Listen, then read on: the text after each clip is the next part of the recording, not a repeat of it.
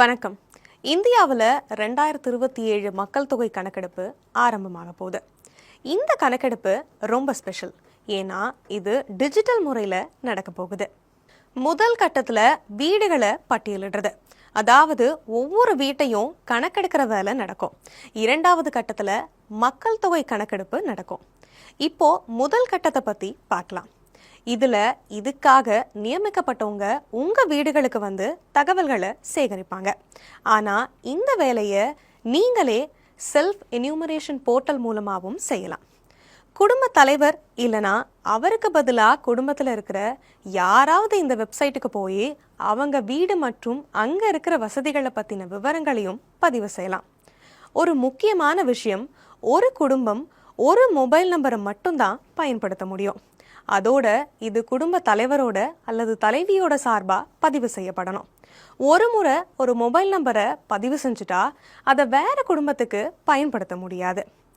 குடும்ப தலைவரோட அல்லது தலைவியோட பெயரை மாற்றவும் முடியாது. மக்கள் தங்களை தாங்களே கணக்கெடுத்துக்கிட்டா இந்த வேலை இன்னும் சுலபமாகவும் வேகமாகவும் முடிஞ்சிடும். இந்த செல்ஃப் என்யூமரேஷன் ஒரு சிறப்பு வசதி. உங்க மாநிலம் அல்லது யூனியன் பிரதேசத்துல கணக்கெடுப்பு ஆரம்பிக்கிறதுக்கு 15 நாளைக்கு முன்னாடியே இது ஓப்பன் ஆயிடும். விருப்பப்படுறவங்க இந்த வசதி மூலமா தங்களோட விவரங்களை முன்கூட்டியே பதிவு செஞ்சுக்கலாம். போர்ட்டல்ல விவரங்களை எப்படி பதிவு செய்யறதுன்னு பார்க்கலாம். முதல்ல எஸ்சி போர்ட்டலை ஓப்பன் பண்ணுங்க. அப்புறம் உங்க மாநிலம் அல்லது யூனியன் பிரதேசத்தை தேர்ந்தெடுத்துட்டு கேப்சாவை டைப் பண்ணுங்க. அடுத்து வர வரவேற்பு திரை நீங்க என்ன செய்ய வேணும்னு வழிகாட்டும். இப்போ குடும்ப தலைவர், உதாரணமா சுசீலா தேவி, அவங்களோட பெயரையும் மொபைல் நம்பரையும் டைப் பண்றாங்க. உங்களுக்கு வசதியான மொழியை தேர்ந்தெடுத்துக்கோங்க. அப்புறம் ஒரு ஓடிபி மூலமா வெரிஃபிகேஷன் நடக்கும். இந்த முழு செயல்முறையும் ரொம்ப பாதுகாப்பானது, அதே சமயம் ரொம்ப சுலபமானது. உங்க மாவட்டத்தையும் பக்கத்துல இருக்கிற முக்கியமான இடத்தையும் தேர்ந்தெடுக்க வேண்டியது அவசியம். மேப்ல நீங்க தேடின இடத்த காட்டுற மாதிரி ஒரு மார்க்கர் வரும்.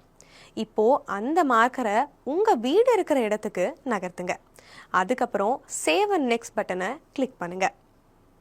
இதுக்கப்புறம் கேள்வித்தாள் பேஜ் ஓப்பன் ஆகும். முக்காவாசி கேள்விகள் ஆப்ஷனை தேர்ந்தெடுக்கிற மாதிரி தான் இருக்கும். பெயர்களை டைப் செய்ய ஃபோனடிக் மற்றும் விர்ச்சுவல் கீபோர்டு இருக்கும்.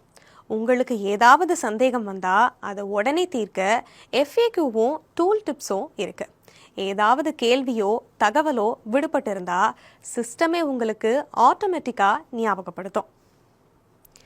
எல்லா விவரங்களையும் பதிவு செஞ்சதுக்கு அப்புறமா இதை கவனமா செக் பண்ணுங்க. தேவைப்பட்டா நீங்க மாத்திக்கலாம். இதை டிராஃப்டா சேவ் செய்யலாம், இல்லைனா இறுதியா சப்மிட் பண்ணலாம். சப்மிட் செஞ்சதுக்கு அப்புறம் ஹெச்ல ஆரம்பிக்கிற 11 இலக்கு SCID ஸ்கிரீன்ல வரும். இது உங்களுக்கு SMS மூலமாகவும் வரும். கணக்கெடுக்கிறவங்க உங்க வீட்டுக்கு வரும்போது இந்த SCIDயை அவங்க கிட்ட கொடுங்க. நீங்க கொடுக்கிற சரியான தகவல் நம்ம நாட்டை வலுப்படுத்துறது மட்டும் இல்லாம அதோட உண்மையான நிலையையும் காட்டுது. அதனால இதுல கலந்துக்கிட்டு உங்க முழு ஒத்துழைப்பையும் கொடுங்க. நமது மக்கள் தொகை கணக்கெடுப்பு, நமது வளர்ச்சி.